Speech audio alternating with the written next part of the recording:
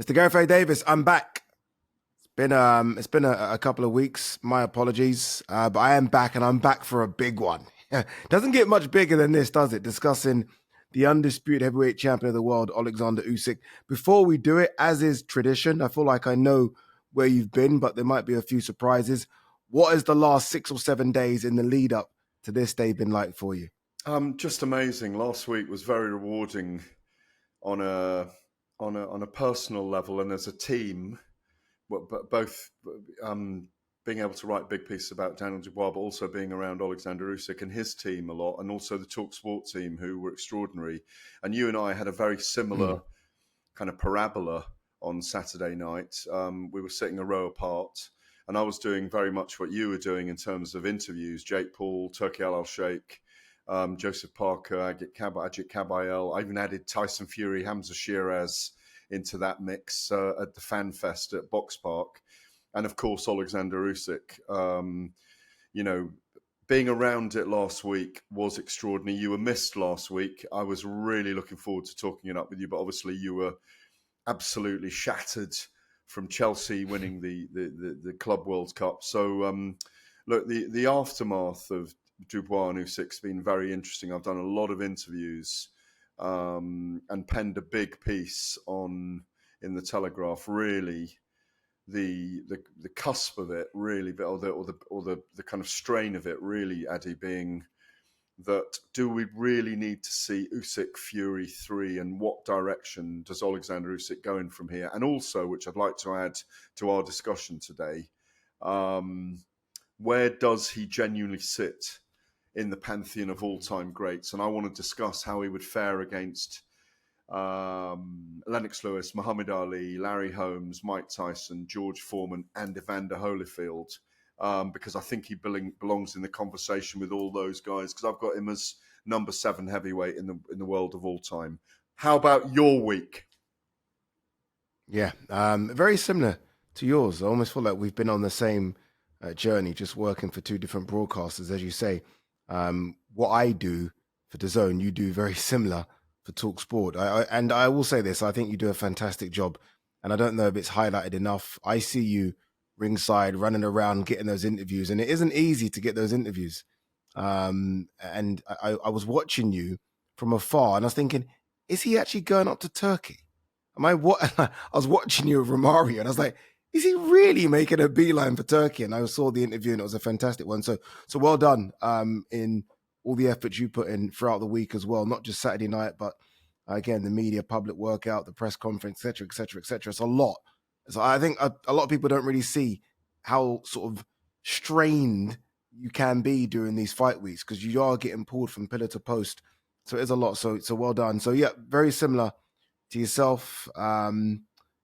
Obviously made my way back from the Club World Cup, as you say, and then straight into a big fight week. And it kind of snowballed into a big fight week because it didn't have this. Obviously, it was in association with Riyadh season, but it wasn't a Riyadh season event. So it didn't feel massive, but then it just became massive. Correct. The media public workout was really big and attended by a few thousand at Box Park. And then you had the press conference, and there's a lot. I looked around, I was like, there's a lot of press here. So it just became something really, really big. And then the privilege of watching Oleksandr Usyk fight. And it is a privilege, as you say. I mean, you mentioned sort of 6 or 7 heavyweights, and there is a discussion as to where he falls within that, because he is certainly within that.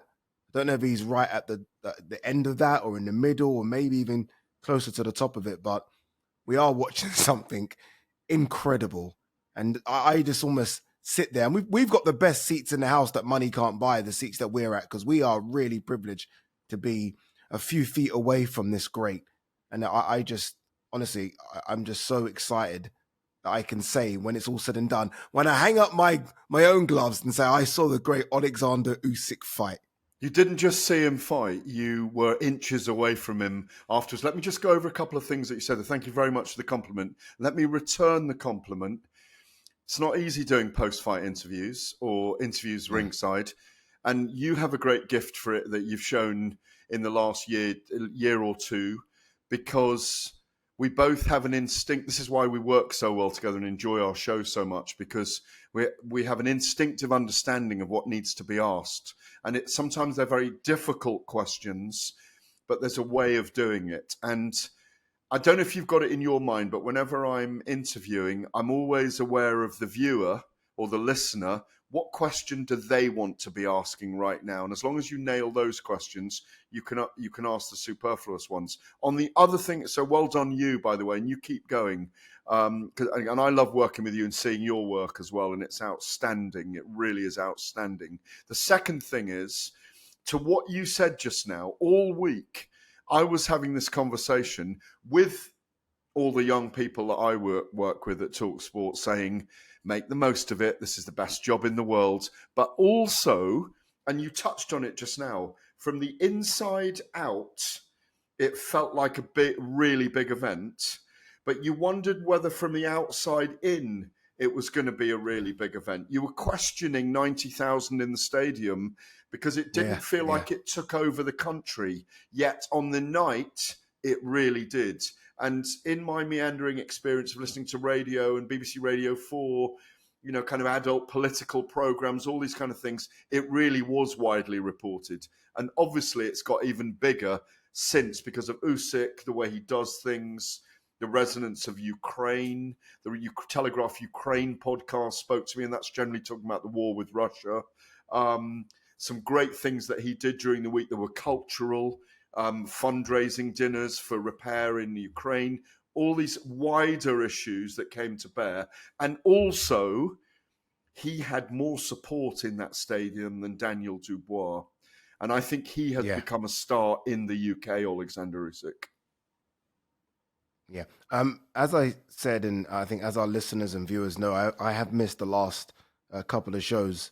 And I guess last week we would have done our predictions, right? And neither of us sit on the fence with it. I missed last week's show. Did it play out the way you predicted it would play out? I predicted for William Hill, who I work for. I have to give my predictions. Usyk on points or by stoppage, rounds 9 to 12. But I began to whisper during the week, do you know what?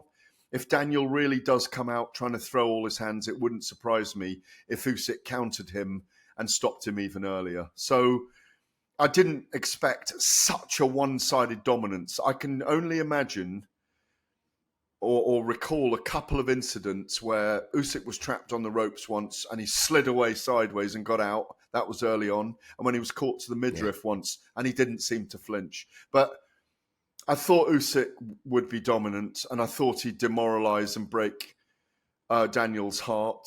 And I think he did it sooner than I expected. How about you?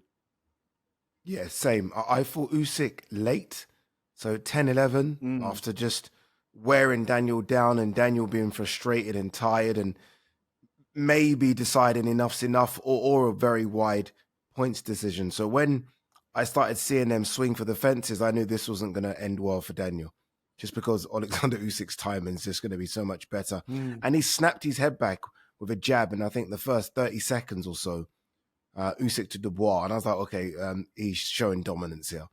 He's basically showing that this is my house, and you might be the younger and stronger and more aggressive fighter, but I'm still Oleksandr Usyk, and I'm just going to be better than you. And I just thought he looked fantastic, and that's why I asked him the question about being 38, because there's a lot of talk about him being 38 and Daniel Dubois being 27. And we're seeing it now. A lot of these fighters, Bivol, Beterbiev, Crawford, if you look after yourself, I mean, obviously, look, age is age, but fighters can go on and on now. It isn't a case of you stop at 30 and you're done. Fighters seem to be able to take care of their bodies a bit more. They understand the sports science, not drinking, going sleep early. And Oleksandr Usyk is clearly a young 38. He just looked fantastic in there. And only fighting twice a year now, and not fighting, 6 times a year, and not fighting. Well, mind you, having said that, he had 300 amateur fights, didn't he? So it's not like he hasn't got any mileage on the clock. He is just special. He's special as a human being. He's special as a fighter. I mean, he even redid my pocket square for me. I don't know if you saw that last week. He took my pocket squares out on Monday or Tuesday when I was interviewing him in a sit-down live on talkSPORT. And before we were about to go on air, he took my pocket squares out and he refolded them and he put them back in my pocket. He just sat there like this. Like he's just got the touch. He's got the touch. Yeah, I mean, I was expecting a few moments of drama that Daniel would create, but which we never got. But when you think back, the only person that's really, I mean, you could say Derek Chisora gave him problems. I think it's stretching it a little bit, but it was only his second fight as a heavyweight. And Derek's got that ebullient, rumbustious style of like a rhino where he's going to keep coming at you and he's going to keep coming at you till you nail him to the canvas. And I think Usyk would fight him differently now. When you talk to people in the sport who've sparred with Tyson Fury, who fought Tyson Fury, they'll all tell you how difficult he is to fight. But look what Usyk did against him for 24 rounds. Size, reach, maybe even power advantages that Fury has. And yet he still nullified the Gypsy King for 24 rounds almost. So you've got to put it in perspective how good he is. He reminded me, he made me think about Mayweather on Saturday night. I don't know if I've had this conversation with you before, where watching Mayweather live, you could see his fear of being hit, and you can see it. You could see it with Usyk on Saturday night. He knew there was a very, very dangerous human being in front of him, and he was so on point, and his radar was so up that he was a step or two beyond those angles he created for the left hand, like that jab, which he does with his foot movement. His magician's right hand that's moving around here all the time, but it's basically for that left hand and the angles that it can create. He's just majestic. He's so majestic at boxing. So majestic. Yeah, he's majestic. And now, all of a sudden, not all of a sudden, because now he's a fully fledged heavyweight, he carries power. So where these fighters used to think they could bully him because they were the bigger guy, he's now saying, I can hurt you. If you want to come into this space, as he did with Fury, as he did with AJ, now he's certainly done with Dubois twice, he will hurt you as well. You mentioned that we didn't get the drama that we wanted or hoped to see in the ring. We got it outside the ring. And I do want to get to your Usyk all-time great conversation, but I do want to touch on this as well. And look, it's doing the rounds now about this pre-fight gathering/party that was in Daniel Dubois' house before the Usyk fight. Daniel Dubois getting to Wembley late. Daniel Dubois' entourage, which just swelled, by the way. I've covered Dubois' fights for a long time, and all of a sudden, this entourage seems to be 20 or 30, when before it was like 4 or 5, which has swelled, and them not being allowed in, and Daniel Dubois' father basically saying, if you don't let them in, my son's not coming in. I mean, there is no... Look, I'm not an athlete, so I don't know what the best preparation is for your biggest night. But that can't be it. I mean, that has to be the opposite of the best preparation. Something needs to be said about that, Gareth. Yeah, I mean, there's a lot, as we record, there's a lot still circling without a lot of detail and absolute facts on this. So I'm going to carefully pick my words. Very true, very true. Look, 8:15 arrival, if it was, is a little late. Having said that, well, let me start at the beginning. There was a party before he fought Anthony Joshua as well, by the way. And I remember looking at the scenes from that. And so it may be ritualistic for him. And it may be a way of creating his father and his family and the entourage and guests, family, friends, creating an atmosphere of... I remember seeing the AJ party. It only came out afterwards with reggae being played and DJs and a sense of getting up for it. Getting up. A way to calm him down because they know him better than we do, type thing. To fill the noise so that there's not noise going on in his head. And I do get that. Now, whether Don Charles agrees with that and Kieran Farrell agrees with that as his coaches, I don't know.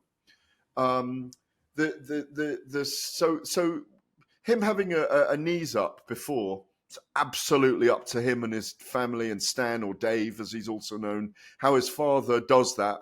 He's mental scaffolding for his son. I've said it many times, mental and psychological scaffolding. What I think is very odd is not turning up in the dressing room at 8:15 because his walk was at Mhm. 10 o'clock, and I didn't see any nerves in his walk. He looked ready. He looked ready He for did. the walk. He He looked did. the same, focused as when he walked for Anthony Joshua. But the idea that if it's true that his father was refusing to bring his son into the arena, into the stadium, because friends weren't allowed to walk in with them and they needed their seats ringside, that doesn't sound right to me. That doesn't Yeah. sound good. Now, whether that had an effect on his performance is another thing. But if they were sitting in a traffic jam and refusing to go in there because they walked away from Wembley or drove away from Wembley, that can't be good for the young man's preparation for the fight. That's Yeah. what I will commit to. Yeah, yeah, and I'm happy you mentioned Kieran Farrell and Don Charles there, because obviously you're talking two experienced trainers, and I think if you, again, we do have to be careful because gaps are being filled in as we record this, but there's no way that they would want their charge on the biggest night of his life and their lives not to be in the arena or in the stadium 2 hours before the main event. But they would want him in there, and then you can play all the reggae and ragga, because look, everyone does their own things, right? I mean, Lennox Lewis famously used to just put his headphones on and zen out. Yeah. Some people like music in there, but at least get him in the changing room. And I almost feel like it undermines Don Charles a little bit as the head trainer, that, again, his charge is nowhere to be seen at 8:15, and Oleksandr Usyk's already getting his hand wrapped and getting ready to go. Yeah, I mean, and like you say, the key is what the conversations were between Daniel Dubois' father and what Don Charles wanted. And whatever you say, no matter how you say it, no matter what you think or feel, Stan Dubois has been preparing his son for 20 years, from the well-documented runs around the estate, from the hours of press-ups without food and water. I mean, I've talked about it with them in the build-up. 5 hours of press-ups on a few occasions as well. Imagine that, Ade Oladipo. Imagine 20 minutes of press-ups. You could probably do 20 minutes if your life depended on it. Like if life depended on it. Yeah, yes. but I'll probably do 5. I did, when I went up into the camp, see Stan more relaxed with Daniel. Look, the reason why we're picking over these things is if they had a similar rhythm for the Anthony Joshua fight, then there's no issue at the end of the day. If there were interruptions to his focus on Saturday night and it did affect his performance, then obviously people are going to pick the bones out of that, and as they are at the moment.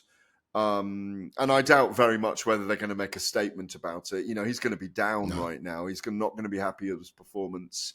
He didn't really get a foothold in the fight. I mean, like I said, pick 5 great memories of Daniel during the fight, and it's hard to find them. So whether Don Charles is unhappy about that, we will probably hear, because he's a pretty honest guy. But I know what you mean. The entourage has swelled enormously, or has become swollen. And I know we're analysing Daniel Dubois, but my take on it so far has been Usyk was so brilliant. We didn't see Daniel not trying those first 4.5 rounds. But we did see his heart broken as soon as he got dropped, Okay. You agreed. Final one on Daniel before we do get back to the majestic Oleksandr Usyk. Again, me and you were seated in a way where we were very close to Daniel's corner. We were, again, a few feet away. And we critiqued, or at least some did, John Fury, who became quite vocal in that corner with Sugar Hill Stewart and Andy Lee when Fury was fighting Usyk, right? And eventually John was kind of discarded. Is Stan not too vocal in the corner when Don's there? Because you can hear Stan barking orders and screaming advice. And if you're Don, again, does that not undermine Don Charles, who is there?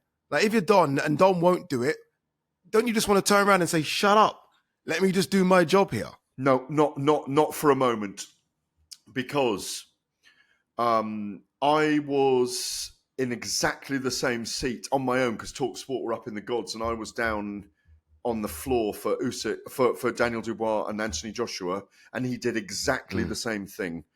And Stan, covered in sweat, spoke to me afterwards for talkSPORT, and he was cock-a-hoop and really delighted. That's the same Stan that sat ringside against Jarrell Miller, the fight where DDD, Dynamite Dubois, came through and changed something in himself against Jarrell Miller, where Frank Warren said to Stan in the 7th round, go and talk to him. Get him to drive through Jarrell Miller. This is the moment. He's come through the difficult part of the fight. Get him to drive through. So we can't praise it on one way and then critique on the other. I have to be, people can do what they want, but I'm going to be consistent. His father is his mental scaffolding, psychological scaffolding. He has been all his life. Daniel's grown up under that man. He loves him. He loves his father intensely. When I interviewed him before the fight, I said, was he not cruel when you were younger making you do all those things? And he said, no. I just did what I had to do, and it's made me the person I am. To the point where young Solomon, who was in camp, who's 12, nearly 6 foot tall, cello, saxophone, fluent Chinese, but wants to be a boxing world champion, his brother is being brought up in exactly the same way, but with more strings to his bow. And he's going to be fine. I'm not going to critique. It's a very, very unique situation. And also, I think there's a respect thing with Daniel. More will come out about Daniel and the way he is mentally and psychologically, I think. I am not a psychologist, so I cannot comment on listen, I can say I'm very ADD, ADHD at times. I'm not going to comment on Daniel. He's his own man. But I do know that he relies on his father in a very deep way. And I have a love for that. I'm not going to critique it, because Daniel's doing the work in the ring, but don't take his father away from him. That is his father. Even though Dave Allen has got great praise, who worked with us on Saturday night, Ade, just to finish, for being critical of the way it is in the corner, or Spencer Oliver being critical of it, is everyone's got their own methodology. There is not a book, excuse my French, there is not a book on how you have to do boxing. Sorry, I got annoyed then. Okay. Yeah, I don't know. Who are you getting annoyed at? People over-criticising the father. Okay. No. Okay, cool. And as you said, I think it all sort of bear fruit in years to come about whether or not his methods have worked. So far, I guess they have, right? His son's become a heavyweight world champion, so they have. I just feel like if you employ Don, let Don be Don, because Don could be that voice as well. Final one for you. Fair enough. Final one for you. Will we see Daniel Dubois become a world champion again? Yes. There you go. There's the answer. Yeah, I do believe so. I think when Oleksandr Usyk packs up, I think anyone can beat anyone, to be honest with you. All right, go on very quickly. This Oleksandr Usyk all-time great discussion. Can we not do that in the next section? Yeah, actually, let's not rush it. Let's do it in the next session, because I do think that deserves some time, because it is a good one. All right, you're listening to Fight Extra on talkSPORT 2. Still to come, we are going to hear from Josh Taylor, who's told us why he's retiring aged 34. But up next, we are going to map out the rest of the heavyweight division now the dust has settled on Saturday night. And we're going to try and agree on where Oleksandr Usyk ranks as one of the all-time greats. Welcome back. You're listening to Fight Extra. Ade Oladipo alongside the great Gareth Davies. All right, we're still unpacking what we saw on Saturday night, and we were treated to something very, very special. We teased you after section 1 there about doing this all-time great discussion. So shall we do it? Shall we try and see where Oleksandr Usyk lies as an all-time great? And you're the best person to do this with, Gareth, because you've seen a lot of these guys fight live. So this isn't a case of watching back small clips on YouTube. You've seen these guys in action. What you're saying? I'm not going to go back as Joe Lewis. Are you calling me a dinosaur? Well, very good. Yeah, I think you are calling me a dinosaur, whether you like it or not. Well, look, here's my 10 to 1 in, and obviously these lists are mythical.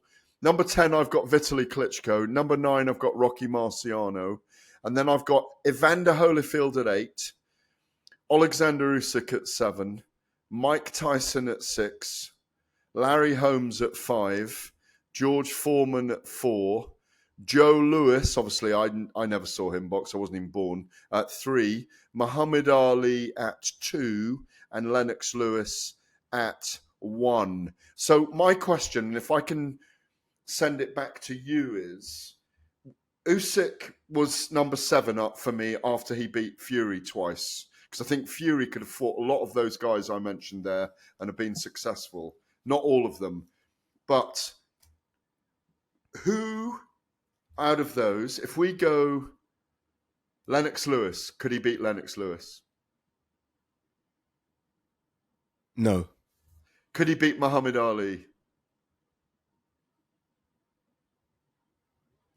You know, people hate having this conversation because Ali's Ali, but I'm going to say no. But stylistically, it's such an intriguing fight, but no. Okay.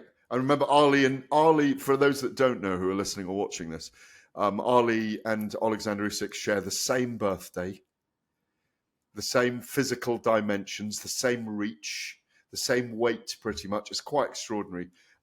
Larry Holmes. Larry Holmes. No, the jab.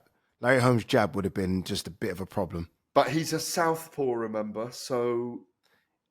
He is, but I think Larry Holmes, that's the height, the jab, the aggression. I think Larry Holmes is almost stuck in a world where... Yeah, okay, interesting. Same height. I think Larry Holmes gets discredited because he comes after Ali and he comes before Tyson. And he never fought Foreman. Almost forget about him. And he never... Foreman and he never fought.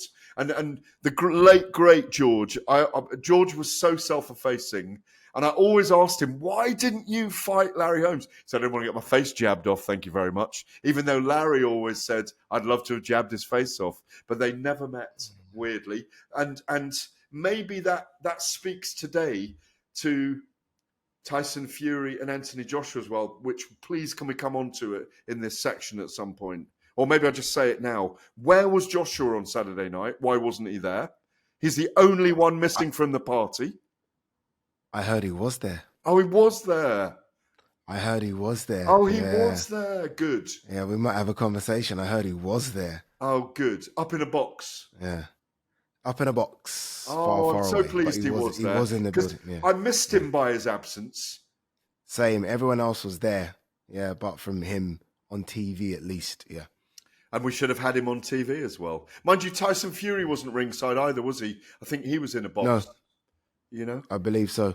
Because I had him on Box Park on stage. He was dressed like Clint Eastwood, or the Lone Ranger, as he put it. We had an absolute crack. And obviously, he was teasing Jake Paul. I'm putting $1 million on Jake Paul knocking out Anthony Joshua.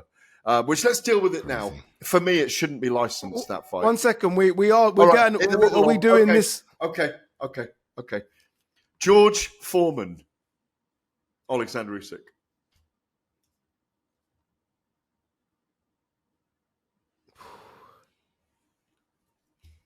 Oleksandr. Wow. Okay. Oleksandr. I think Alexander's feet, movement could be too much for George. If George catches up with him, then obviously he can knock him out. But I think Oleksandr can bamboozle him. He gets better with the rounds. Yeah, so doesn't slow down. So do Lewis, Ali, or Holmes stop Usyk, or do they beat him on points? Points. No one's stopping him. Okay. All right. Okay. Doesn't get down. I'm coming to this. Okay. Right. Evander Holyfield, Oleksandr Usyk at heavyweight. Draw. Oh, that is bad fence sitting in a mythical fight. So bad. This is the one where, for me, anything after this, you're going to say, I think Usyk, by the way, even if it's Mike Tyson. This is the one for me where I struggle. You think Mike beats him? I'm going to tell you in a minute. I'm going to go through in a minute. Okay, yeah. I think Evander Holyfield's the one where I really struggle, just because Evander Holyfield, the real deal. I mean, when it came for those matches, Evander Holyfield just was that guy that you just trusted to step up. And he also brought speed up because he came up from a lighter division. So the speed thing wasn't a problem for him. Like to kind of have a rough sort of rock'em sock'em fight. Yeah. That's a tough pick, you know. tough pick. Evander Holyfield's severely underrated. I think it's a tough pick, that. Yeah, well, look how many times he was heavyweight champion of the world, 4-time heavyweight champion of the world. He never went Exactly. away. He's still a beautiful human being, a beautiful man. It's always a wonderful thing whenever you're around him. Not that these others aren't or weren't. Some of these are late, of course, are departed already. But I think Usyk would have his roughest fights against Holyfield and would get cuts and all those. But I think he'd just edge the decision, in my view. But I think it'd be one of his toughest fights. So we're going from 1 to 7 here in my list of all time. Usyk against, and at the moment I've got Usyk ahead of Mike Tyson. But this is over the generality of his career. How would a prime Mike Tyson have done against Usyk? Or how would a prime Usyk, which I think he is, would have done against Mike Tyson in his prime? I think Usyk beats Mike. Come on, bell rings. How does a prime Mike Tyson do against a prime Oleksandr Usyk? Bell rings. How does it go then? Because you said he comes through. How does it go? Mike runs over to him and tries to knock him out and telegraphs his overhand right time and time again. And Usyk, like he does with all these fighters, starts to time him. And I think Usyk starts to time that right hand clearly. And he just has better movement. Usyk is as big, if not bigger, than Mike Tyson. Yeah, much bigger. That southpaw is a problem. That southpaw backhand's a problem for Mike Tyson. I think he jabs Mike Tyson's head off. I think Usyk potentially stops Mike Tyson. I agree with you. 7 or 8 rounds. Yeah. We're gonna get a lot of stick for this. No, this. you're not going to get a lot of stick. No, there's because I had debates on Sunday and into Monday on. Sometimes I feel Mike Tyson gets to him early, beats him up. But I agree. As I really think about the silhouettes, I'd love to know what Mike Tyson thinks. But I think I agree with you. I think he eventually, if he's completely on his game, he demoralizes Mike Tyson and maybe even stops him. And in 7, 8, 9 rounds. Let's put that in context now, what I just said. He did the same to Daniel Dubois, so there's no shame in what happened to Daniel Dubois, in my view, because he did go for it. Lennox Lewis has even come out of the woodwork and said, I'd love to have been in this era because I'd like to have fought Oleksandr Usyk. That tells me something, which is Lennox would want to prove something, but he also considers this guy to be an all-time great in the heavyweight division. He wouldn't say it otherwise. I know he's working on TV, but I think, just going very quickly, Lewis, him and Usyk would have been an amazing battle.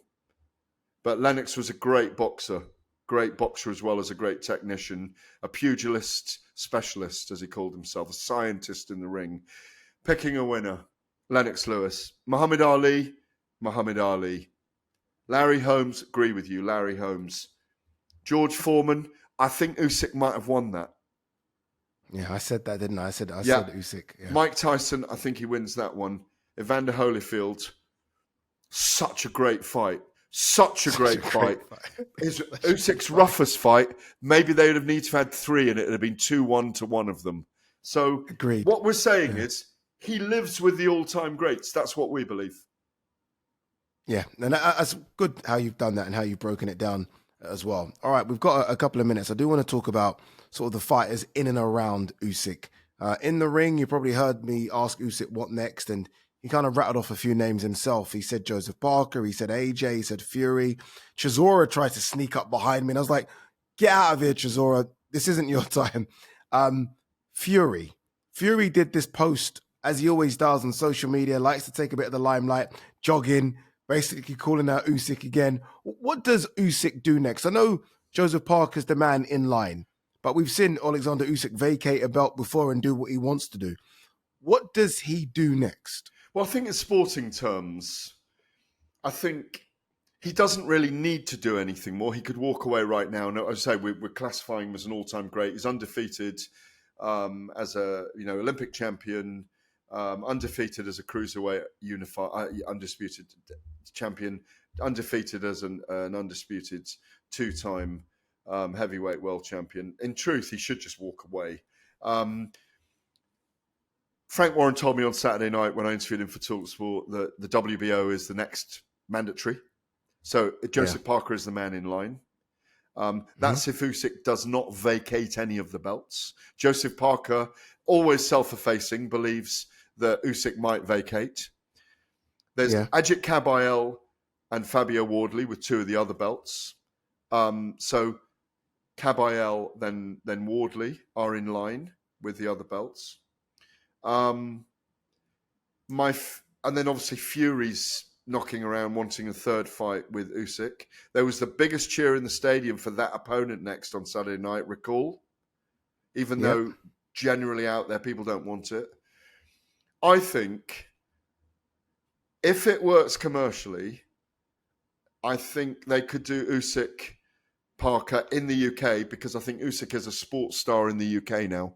I think he really is. Okay. There were probably 55,000 out of 90,000 for him there on Saturday night. Brits as well as Ukrainians. There's 217,000 Ukrainians in the UK, and I think about a quarter of them came to the fight.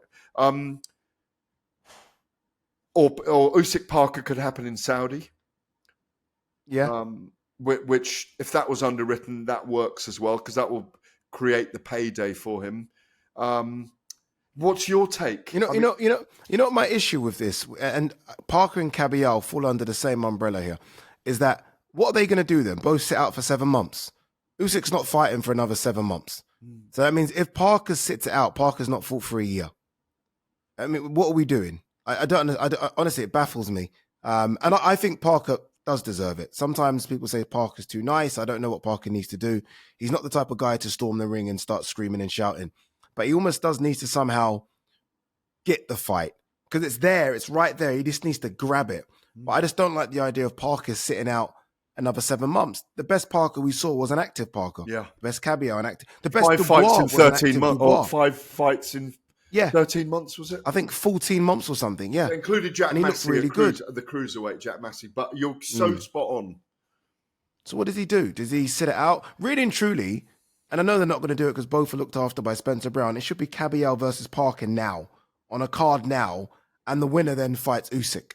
Because both of those guys have legitimate arguments to say, well, 1 second, I'm next in line. Yeah. They should fight each other, winner fights Usyk, rather than They both should have of been them fighting on that sit it out. August card in Riyadh as a chief support to Moses Towner and Dillian White. It would have been perfect. The problem is one of them completely loses their position. And it's a conundrum, but that's where boxing isn't working at the moment. It's the only aspect that isn't working in this moment. You're so right, because I'd not actually considered that in my head, that if they wait out, if Parker waits for Usyk,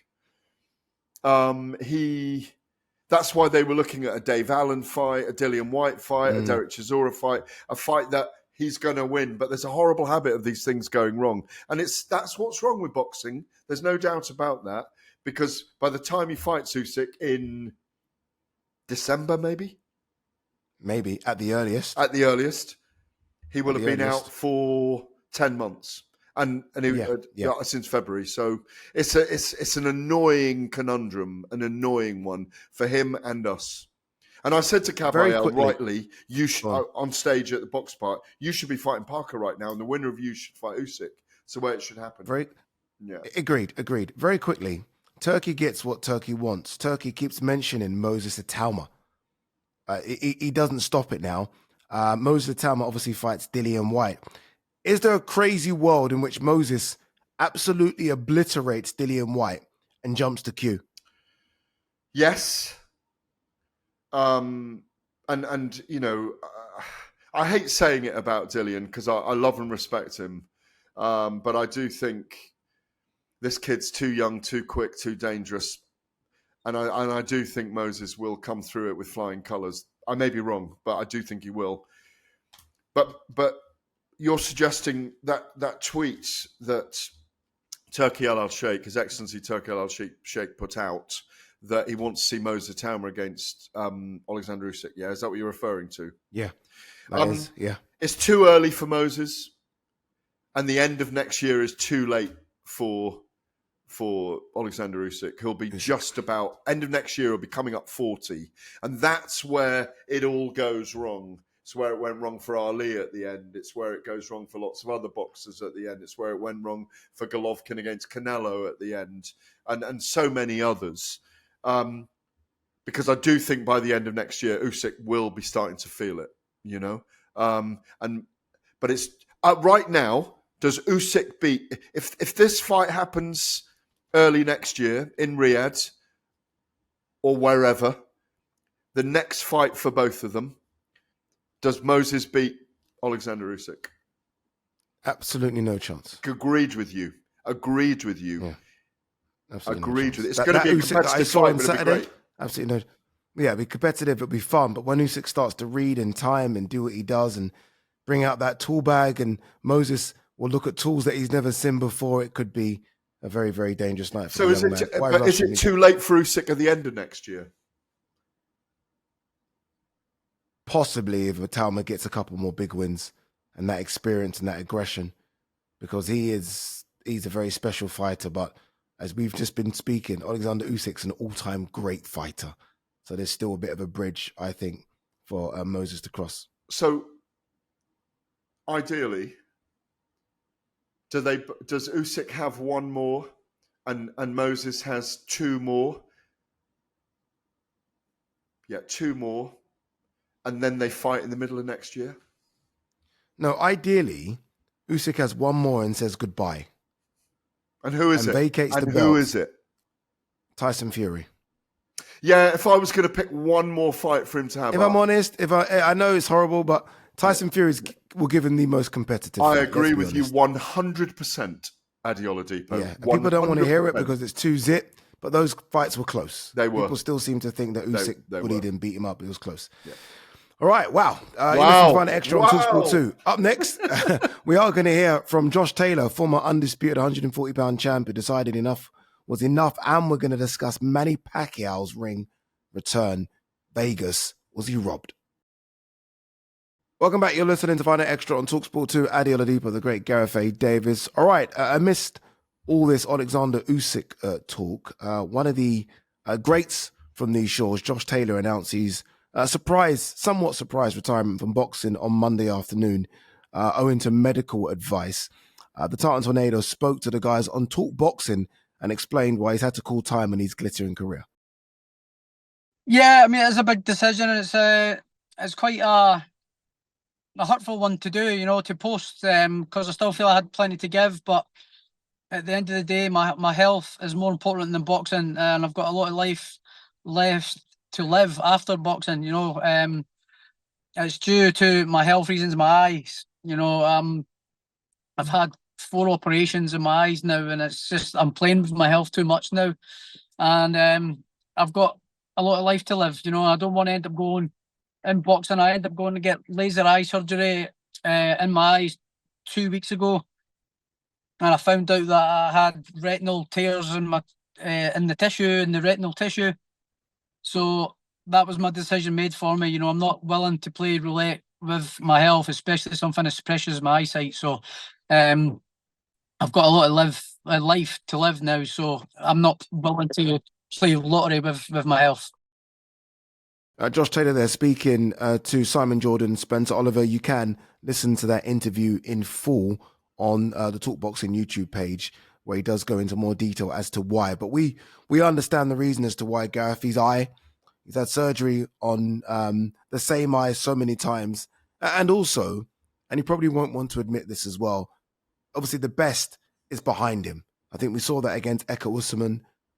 It's no longer there at the very highest level.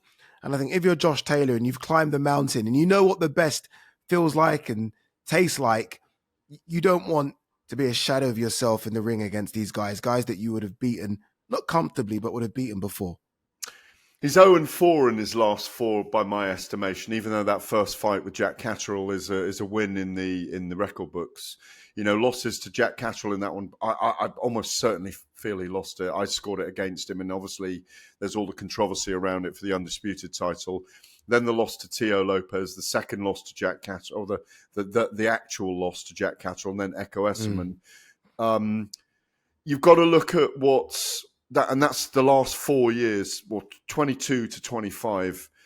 But prior to that, 2018, if you start with Victor Postol, Ryan Martin, Ivan Baranchik, Regis Prograis, Apinun Konsong, Jose Ramirez, to the undisputed light welterweight or super lightweight, as it's now called, titles, he was one of the greatest boxers ever from these shores, in my view. That's how I see it. An extraordinary man. Agreed. Very, very close personal relationship with him, and I've enjoyed it so much. In one way, obviously, I'm sad about the medical situation, but I'm glad he's calling time. Yeah, and I'm happy that you gave him sort of all the praise there, because there was a time when he was pound for pound number one over here for at least 3 years, and a top 6, top 7 pound for pound around the world. There was times when, look, he was on course to fight Terence Crawford because he was the number one 140 pounder, and Crawford couldn't get the fights at 147. Yeah. So, but you're right in terms of his record as well. For me, he's lost his last 4 as well, although the record books won't show that. So it's the perfect time. And he's not a spring chicken. He's 34. So hopefully he's done well with his money, made some investments. And, we can now start giving him his praise for what he achieved in a glittering boxing career. Yep, correct. Completely agree with you. Yeah. I mean, as you say, Yeah. I think Ring Magazine in that period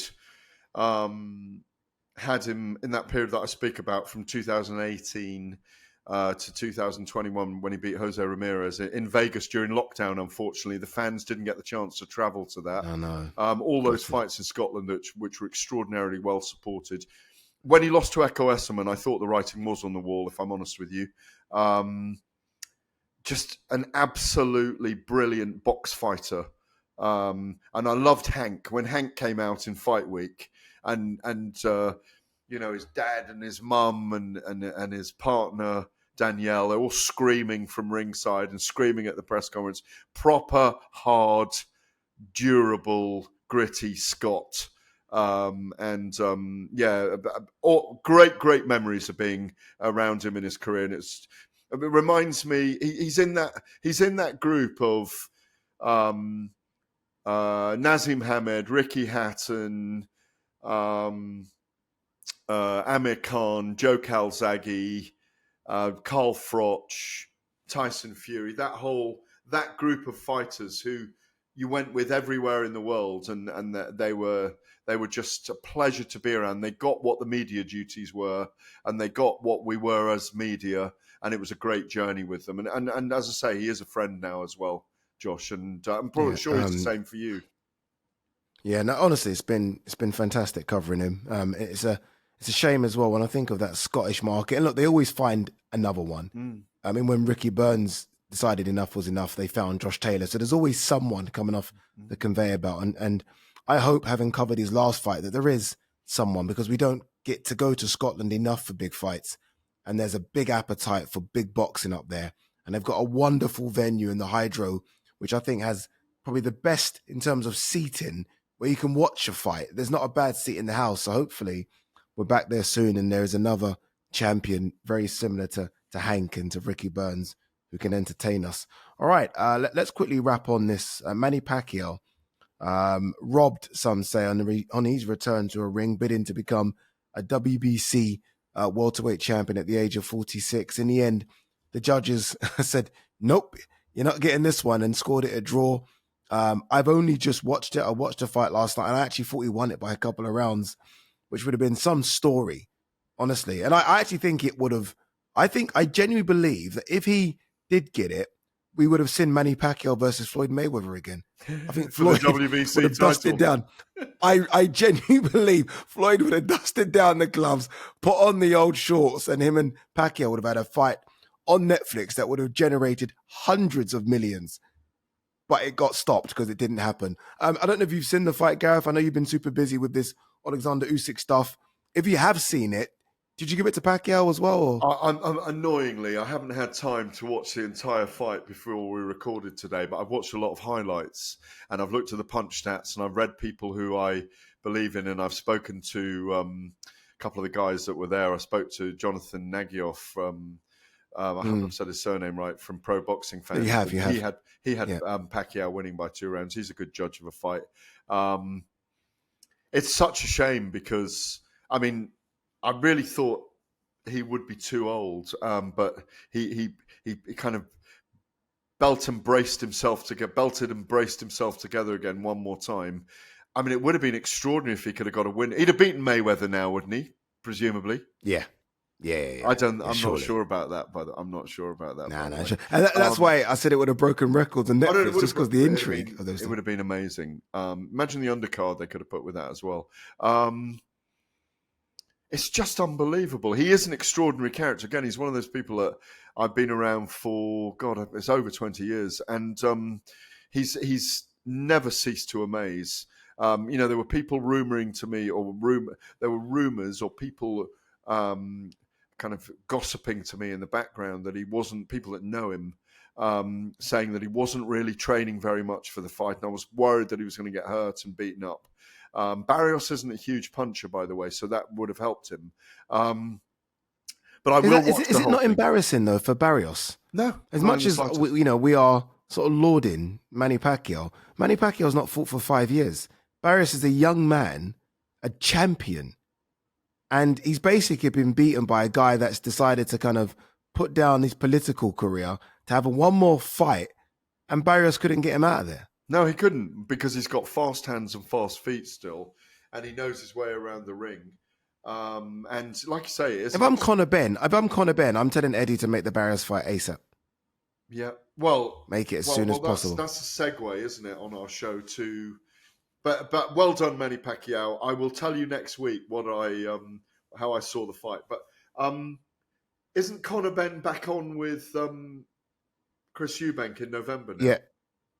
Yeah. Turkey said it on stage, Chris didn't they? Eubank's bluff, didn't they? Yeah, they've called his bluff. So that one now for November. I think Chris, to be fair, wanted a couple more months. He's got them. So yeah, it's going to be interesting. I'll be honest with you, the weather.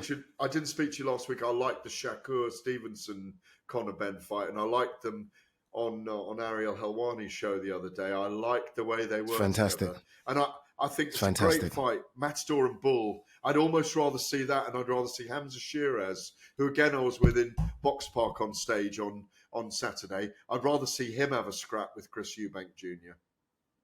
Yeah, that's how it should be, really. Conor should focus on 147. Chris should go to 168 and take on the challenges there at his age.